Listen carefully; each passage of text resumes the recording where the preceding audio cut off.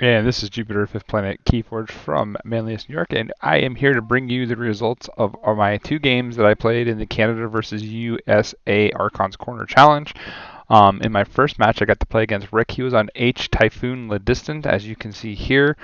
A little bit scary with that disk package, triple X zoom. I see a Mimic Gel, Jargoogle. Like, could do some work with the Ludos. I chose the net deck on the Odin El Legresivo. This is one of the decks I consider to be the most top tier deck in the world. I think that this deck is absolutely amazing. It does the most awesome things. It's done well for the Hamburg Atlanteans. So I figured I'd give it a roll. I've never played it before, but since it was a net deck tournament, I thought I would at least take a shot at it. So we basically get going here with Rick playing first, and I am on the second play. He comes out early with the City Gates, which is a Saurian card that allows him to capture things. I respond quickly with my Mother Novu Archaeologist, a Spectral Tunneler, and a Phase Shift into what was a Noddy the Thief, I believe here, and I basically just dumped my hand. It was a power dump hand to see where I could get. So with that, I just turned it back over to Rick, where Rick was going to choose to go Saurian here.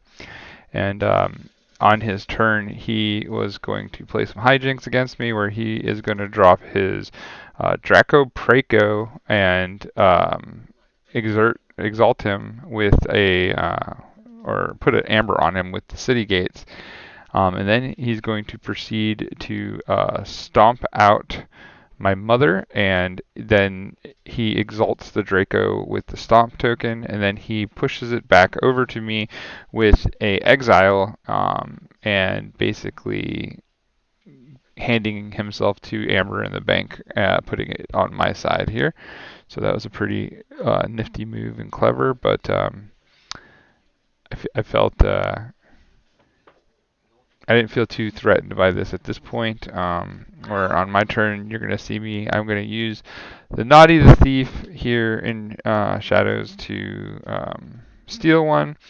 I'm going to then play a second Noddy, followed by a Miasma just for an Amber Pip because I didn't want it to chain me and I didn't feel I was going to need it anytime soon.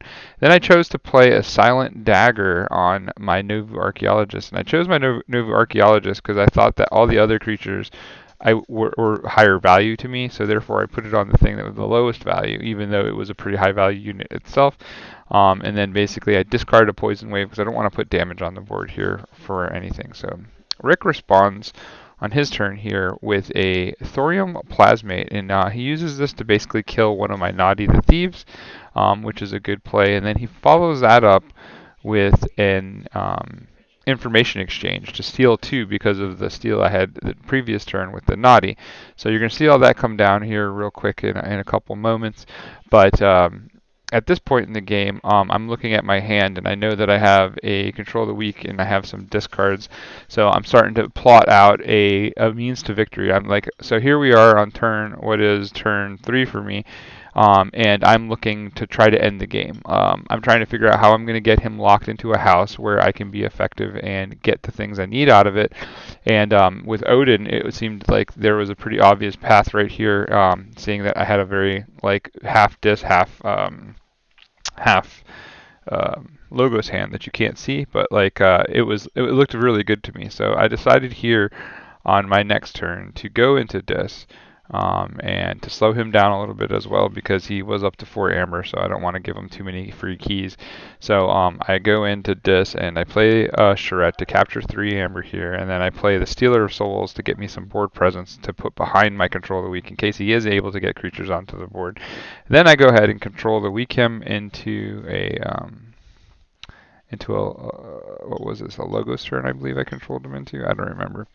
But I basically put him, a Logos turn because he just played a bunch of the stuff, and the only card that he had in his deck that was going to be threatening to my Amber Pool was the Information Exchange that he's already played, so I was all about playing that. And so now on this turn, after he gets I get a Time Walk, I basically go ahead and play a Scrambler Storm first thing on the turn to play Help from Future Self, to get to my Time Traveler to draw 2 more cards. Then I use my Novu Archaeologist to archive the Help from Future Self in case I needed to use it in the future, and it ended up being a really good move, as you'll see down the road a little bit. But then the Doctor Escatera, and then I debated discarding my Dexter, but I figured since I knew that I might be coming back to Logos, that having the Dexter there was not a horrible thing. So now his hands are tied because of the Scrambler Storm, remind you. So he has to try to get me off of this 6. I didn't think he could. I wasn't like really overlooking at his deck and stuff, so I was thinking, I should be in the clear with the Scrambler Storm, but I had forgotten about the Rudder Golem. So the Rudder Golem was a smooth move to make sure that I didn't get my first key right away. But then he loaded it up with some Amber and then played a Ludo behind it. So now I have to deal with the Ludo. So my next turn is easily, I go into my Dis, and so I had set up for being able to have a fight package. So here I fight with the Stealer of Souls, gets me some Amber. I fight with the Dust Imp, gets me a ton more Amber. I start to put some pressure on Rick there with that. I poltergeist his City Gates, so he doesn't have that in the future. That was after I played a Dust Imp. I add a Succubus to the board, and then I go ahead and control the weekend back into Logos, because Logos was a dead house before. I'm hoping I can keep him dead there. But this time around on his turn, he does have some answers to the Logos call, as you'll see here in a moment. But the whole time here, though, too, I'm just setting up to try to end the game with a lock with the control of the weeks and basically just get enough Amber. As you can see, I've already spiked to 9. So this deck is just producing a ton of Amber while it's just doing its thing. Like, I wasn't even trying to produce Amber, and Amber was just flowing with this deck. That's one of the things that makes Odin such a powerful deck, is that it's just consistently creating Amber. That's probably the #1 thing you need to do when you're playing Keyforge. So, and mind you, this is a very top-end deck, so you're seeing a lot of things go into this. So here come Rick's turn. We have a memory chip. He plays that into a memory gel, which he decides to use on my Time Traveler. And so he's getting the advantage of getting to draw 2 cards here. And then he's able to follow that up by playing a Jargoogle with a card played under it, which could be scary because obviously there's it gives him an option if I lock him back into Logos, right? So I think that what he was doing here was probably a good idea, but unfortunately for Rick, I did have answers to this thought process and like what I wanted to do pretty quickly as I go back into Dis. And again, here's that board state that I want to fight with, so I go ahead and I use I'm going to go ahead and use my my Dis when I get to my turn to just fight off the board, continue to put pressure on the game. I had another Control the Weak in hand, so I knew where I was going with this. I'm able to get a couple fights in, a Reap, to make sure that the creature doesn't die, and give back Amber I don't need to.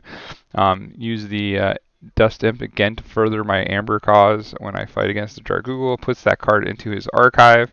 And now there's like kind of like an archive trap here that I'm building as well. So for future, because at this point I knew I had a Desania, and I knew that I was going to have a later turn where maybe that would come into play. So the memory chip in putting him back in Logos is just like building for my Desania, as long as he doesn't pick up his hand. I play the Key to Dis just to draw an extra card here. But I feel pretty good at this point. I feel like I could get this game done pretty quickly if there's no answer here. And basically, Rick takes his turn. He uses his memory chip, and that's all he does. So at that point, I get to forge my second key, and the game is going to be in reach at this point for me, right? I feel like I have a very good chance of winning here, as I am holding another Control the Weak. The third Control the Weak is in hand, and I'm ready to basically put this game down on lock. So just by reaping out and playing Control the Weak one more time, and being in a position to get to my third key, but then I still have to be able to close out the game. But also here, an important thing is that I get to flip my deck, so I'm going to be recycling all these cards back into my hand as well soon.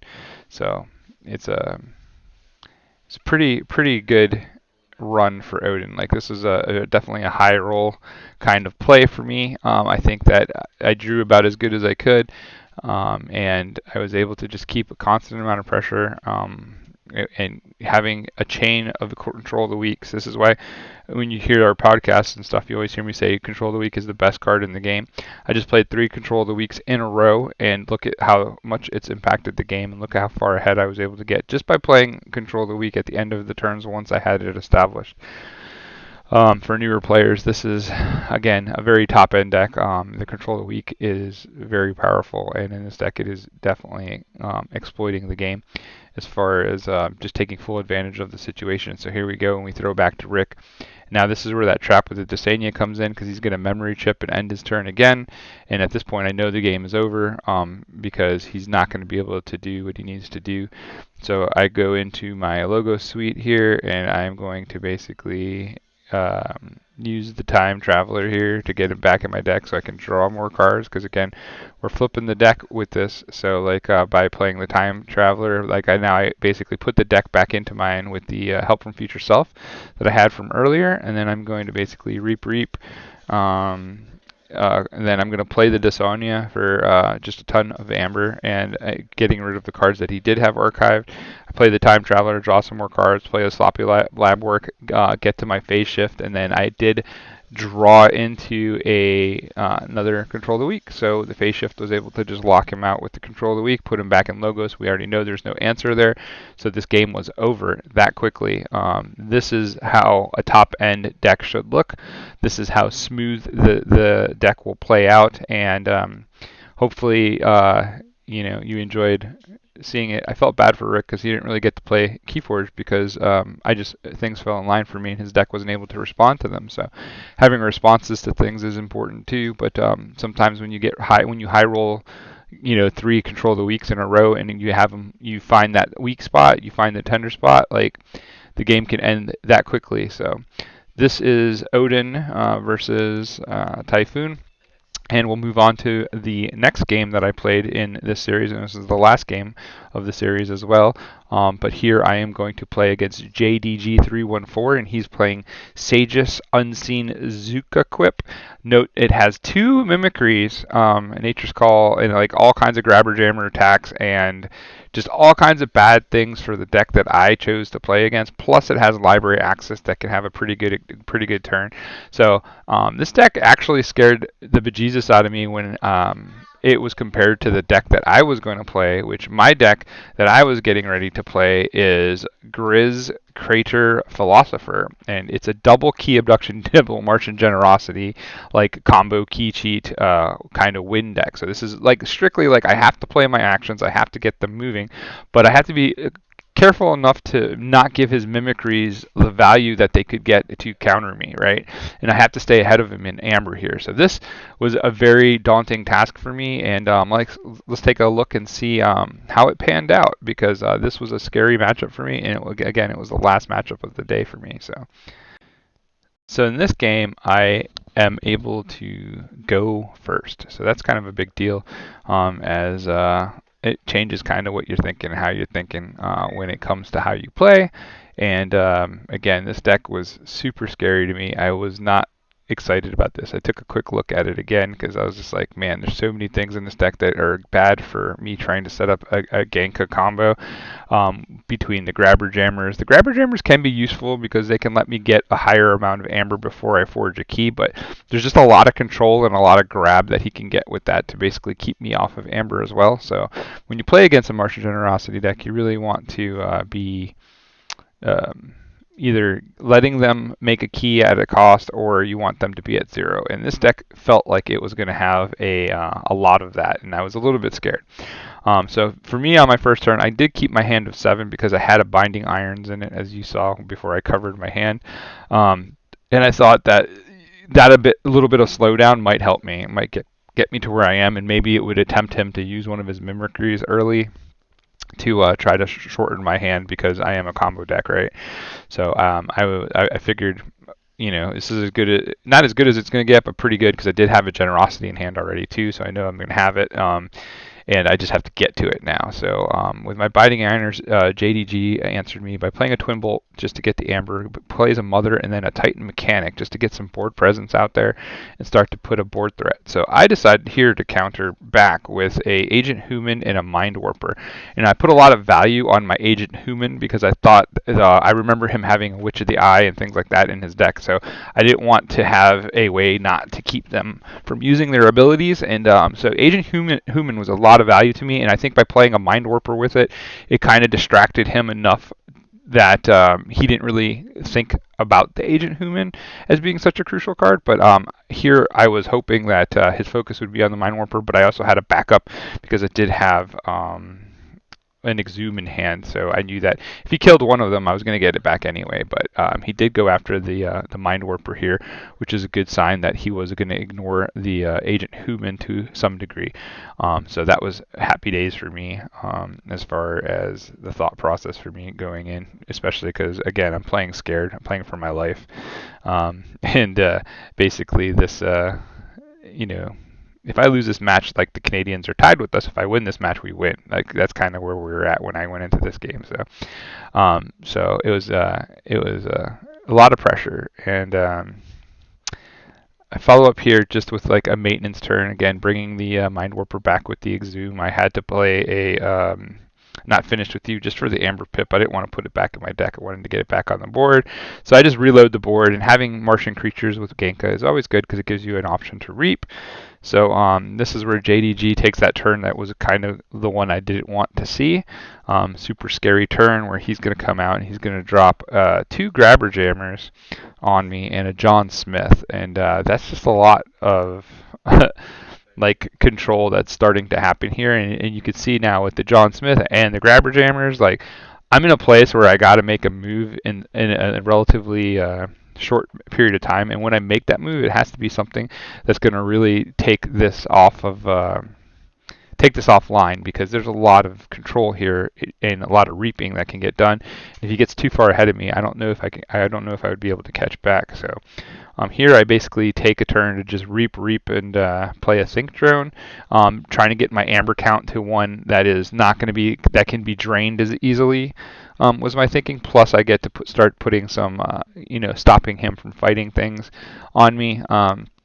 Unfortunately, I can't human the Grabber Jammers, but was able to stop the 6 power guy from getting in and getting fights on me. So that was good for me in that aspect. So after this turn, we see JDG drop the card of Doom for most people when you see it, and that is the Library Access. He goes into his Library Access turn, which I don't think it was horrible. It was pretty good. He did get a lot of value in drawing off of it. You see him thinking here. I don't know like what else he could have had as an option at this point, but the Library Access turn here seemed to get pretty good value because he was able to play his Library Access and he played 5 cards off of it to include a phase shift that pushes him into the Witch of the Eye.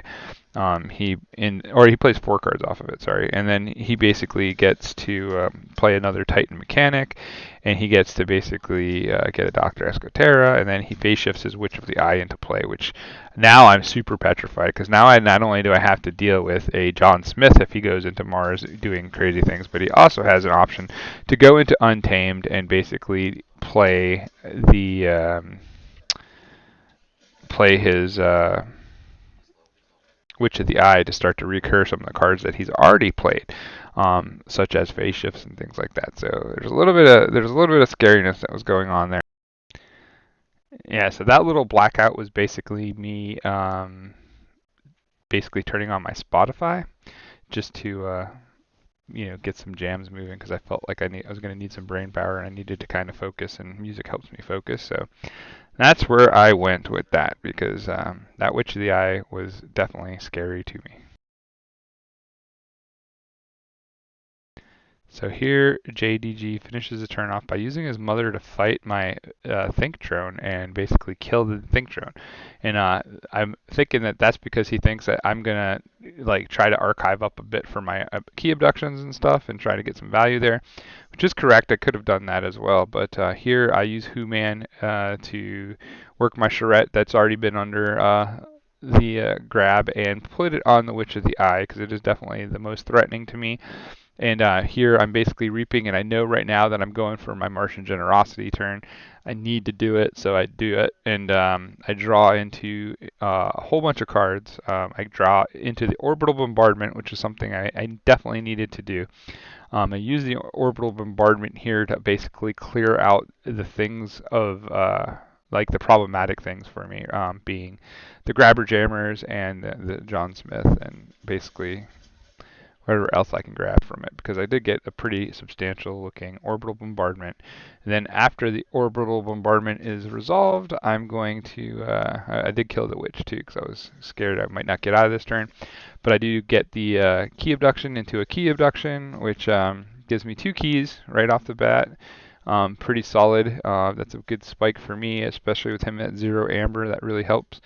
But you notice my discard pile is getting pretty thick. So here I decide to go ahead and play as much Amber Pip as I can by playing the Red Planet Ray Gun, and I play my second Martian Generosity in order to flip my deck. So I get that value. I play the Orbital Bombardment again, as I'm lucky enough to draw that. But I also had a chance to draw one of my key abductions, which would have ended the game. I didn't get there, but I was able to Orbital Bombard his board and clear the rest of his board, I believe, went away here. And then follow up with a Dominator, a Human, Mind Warper, and a Zookeeper. So at the end of this turn, I was sitting in a position where I knew I was going to win next turn because I had drawn all of my Untamed cards now into my hand since I hadn't played a single one. And if you remember the Untamed list, I had a Chota, I had a Key Charge, I have like tools to basically get to a key there, and the sequence that I get to play was very fun. JDG only answered here with the best he could, and that was a Ancient Bear or Murmook, a Taliga, which is really good. It was knowing that I'm going to be hitting into Untamed, but not too scary because as long as I can make my key, that Amber doesn't matter, right? But then he Nature Calls me, uses his Nature's Call to basically bounce some of the stuff back to my hand. So at the start of my turn, I just bounce all his stuff to his hand, his Taliga, his Murmook gets my keys back down to a reasonable cost, and basically the game from there is going to accelerate. But that's a foreshadow here, but you can see this is where he's putting those things into play, and basically Grizz is about to just close out the game using some really cool cards that normally don't get seen. So it'd be very interesting for you to take a peek at this line, because this is a cool line that comes from a card called Soldiers to Flowers. And so here I make a decision that I'm going to Nature's Call all that stuff. Like there you go, he Nature's Calls my hand. So that was his shot at me.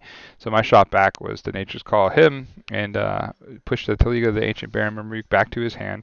And then from there, I play a Common Cold, which gives me an Amber Pip. See, so I'm trying to build from 1 Amber now to get to my key. So let's see if I like how I got there. So I'm going to basically bounce and take the tax off, because the tax is important to get rid of. I get the Amber from the Nature's Call. And then I play Common Cold for 1 point of damage, and I opt not to kill Martians because that would just be bad for me, right? So there's no reason for that, so I don't. So I get an Amber Pip there, so I'm up to 3. Now I play Nepenthe Seed just because I have it there to play, and it gets it out of my way so I can see better. So now I get to discarding creatures, and then using my regrowths to basically bring the creatures back so that I can discard them again, basically, just to get the value out the regrowth, and because they're there. And then I use Persistent Hunting to finish off his board as far as his creatures go, to make sure that they don't get, they don't have a chance next turn, and I get an extra Amber Pip there. So now I'm at 5, and then I discard again, and now I play my Soldiers to Flower. I go to 9. because I discard all the creatures that were there, including the Chota that I threw out. But then I play Fogbank, I regrowth again for another piece of Amber. I'm at 11. I play Key Charge, and it's game over. So there you go. That is the power of two very top-end decks. That was Grizz, Crater, Philosopher against a deck with double Mimicry. But again, the timing of it was great to where like I left nothing really for him to be able to exploit Mimicry-wise in my graveyard, and got kind of lucky on that because the matchup here was, I think, actually kind of rough. And that ended up being the end of the event in the U.S. at 1. We won 11-5, I believe, was the final score of this Red Rover tournament. So hopefully there'll be more to come. Cloggin did a great job running it, and very excited to to be part of it. So lots of things going on in Archon's Corner right now. You have the big event coming up in Milwaukee on the 23rd to the 25th. If you haven't heard Keyforge Live, look it up. Get into the Archon Corner Discord to make sure that you're hanging out with us. We play a lot there, like every day almost. People are there playing at night, on Eastern time. It's night for Eastern. But we're always playing sealed decks where you do get the decks that you open and all this other stuff. So Archon's Corner, the place to be. Archon's Regulars, the best team in the world. No, just kidding. But we're coming up. Like, we got some people and super fun to play with. So lots of practice, and you get high quality practice. Most of the players there are very competent and very good. So play fun decks, have fun, or be competitive if you want to beat X-Ray, since he's the guy that is the tryhard. But he gets his shout out for that. Range, it's all fun and games. So this was a really cool event, and this is where I'm checking in with my team, and I was basically telling, and I found out that we actually had won the event. So I was very excited to tell him how my Genka combo went off. And with all that said, it was it. It was game over, and the Canadians lose, the Americans win, and you got to see me play two like super hyper aggressive decks. So that I normally wouldn't get to play. So that was exciting. So thanks for tuning in. Hopefully this was fun, and I'll see you on the flip side.